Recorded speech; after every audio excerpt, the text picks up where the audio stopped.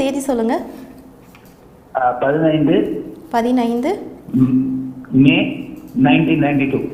15/5/1992. பிறந்த நேரம் 4:45 PM. 4:45 PM. பிறந்த இடம் ஐயா? சென்னை. சென்னை. சென்னை. ராசி நட்சத்திரம் சொல்லுங்க ஐயா. வாழ்த்துக்கள், நல்லா இருப்பீங்க.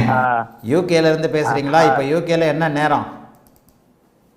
இப்போ யூகேல மதியம் 2:20 ஆக போகுது ஐயா. மத்தியானம் 2:20. சரி, யூகேல மனைவி இருக்கிறாங்கன்னா எத்தனை வருஷமா மனைவி இருக்கிறாங்க யூகேல?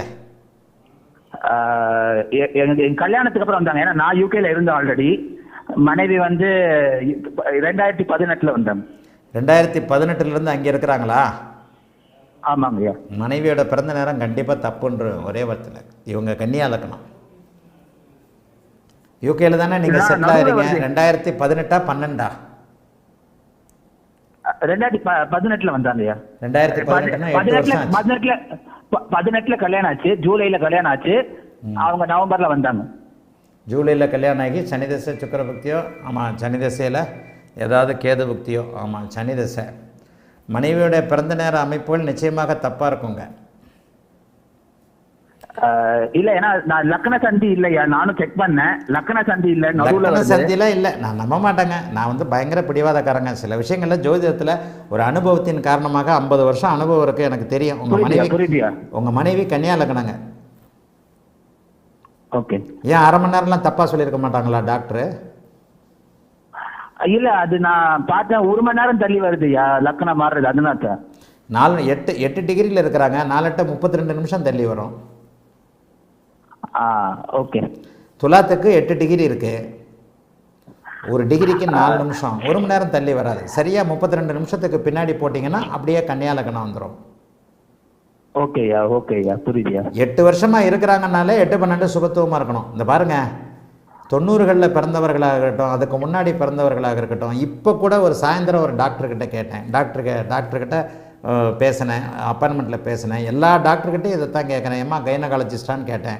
ஆமாங்க, நானே பார்த்துருக்குறேங்க, கிட்டத்தட்ட 4000 பிரசவம் பார்த்துருக்குறேன்னு சொன்னாங்க.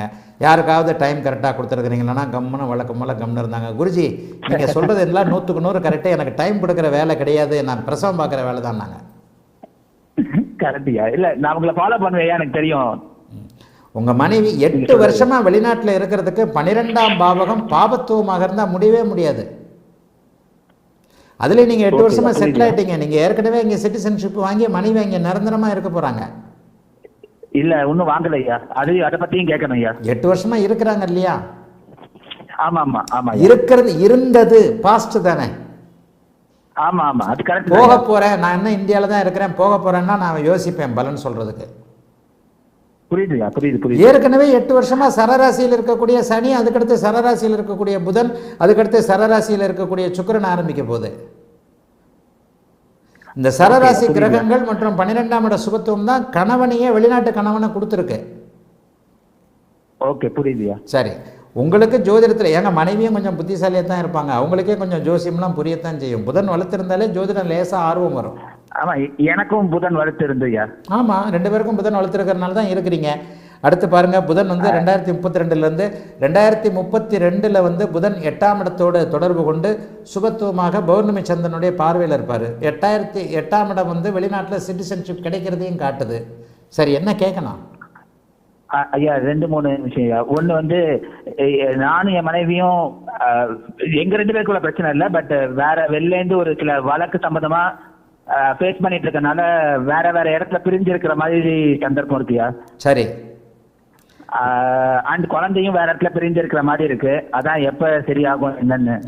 சனி தசை இந்த பாருங்க, இப்போ நான் சொல்ற மாதிரி சனி தசையில் செவ்வாய் புக்தி உங்களுக்கு நடந்துகிட்டு இருக்கணும். கன்னியா லக்கணப்படி 6ஆம் அதிபதி 8ஆம் அதிபதி நடந்துகிட்டு இருக்கோம். கன்னியா லக்கணம்னு 32 நிமிஷத்துக்கு முன்னாடி லக்கணத்தை நகர்த்தி பாருங்க, உங்க எல்லா கேள்விகளுக்கும் உங்களுக்கு விடை வந்துடும். ஓகே, புரியுது. 32 நிமிஷம் 33 நிமிஷத்துக்கு முன்னாடி கன்னியா லக்கணத்தை மாற்றி இப்போ என்ன நடந்துகிட்டு இருக்கு? சனி தசையில் சூரிய பக்தி, சந்திர பக்தி, செவ்வாய் பக்தி. இப்போ சனி தசையில் செவ்வாய் பக்தி நடந்துகிட்டு இருக்கோம். நான் ஏன் மனைவியை குழந்தைகளை பிரிஞ்சிருக்கிறேன், எனக்கு ஏன் வழக்கு கோர்ட்டு கேஸுன்னு வருது, மனைவிக்கு ஏன் அப்படி வருதுன்றதை பாருங்கள், கரெக்டாக இருக்கும். ஏன்னா சனி கன்னியா லக்கணத்தின்படி 5க்கு 6 கூடியவராக இருப்பார். முதல்ல 5ஆம் இடத்து பலனை செஞ்சுட்டு இப்போ 6ஆம் இடத்து பலனை 6, 8 தசாபக்தியில் போக்கும் மனைவிக்கு போய்கிட்டு இருக்கும். ஆமா ஐயா. ஓகே. புரியுதுங்களா? சனி திசை அப்ப ராகு புக்தி ஆரம்பிச்சோன்னா ராகு குருவின் பார்வையில் இருக்கிறனால அப்படியே படிப்படியாக கொஞ்சம் ரிலீஃபை கொண்டு வருவார். இந்த மாதிரி ஜாதகத்துக்கு தான் ஜோதிடம் பொய்க்கிறது இந்த மாதிரி பிறந்த நேர தவறுகளால் தான் அடிக்கடி சொல்லியிருக்கிறேன். சரி, எப்ப சால்வ் ஆகும் ஐயா ஏதாச்சும்? சனி திசை ராகு புக்தி நீங்கள் ஒரு 32 நிமிஷம் தள்ளி போட்டு உங்கள் மனைவிக்கு கன்னியா லக்னம்னு போட்டு பாருங்கள். எப்படியும் லைவில் ஒன்று வந்துடும்னு எனக்கு தெரியும். இதே நேரம் உள்நாட்டில் இருந்திருந்தாங்கன்னா அவங்களுடைய அமைப்புகள் வேறு. சில விதிகள் துல்லியமானவை.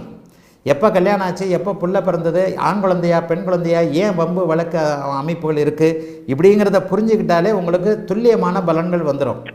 இந்த மாதிரியான லக்ன மாறுதல்களால் தான் எந்த ஜோதிடரும் சரியான பதில் சொல்ல முடியாமல் போயிடுது.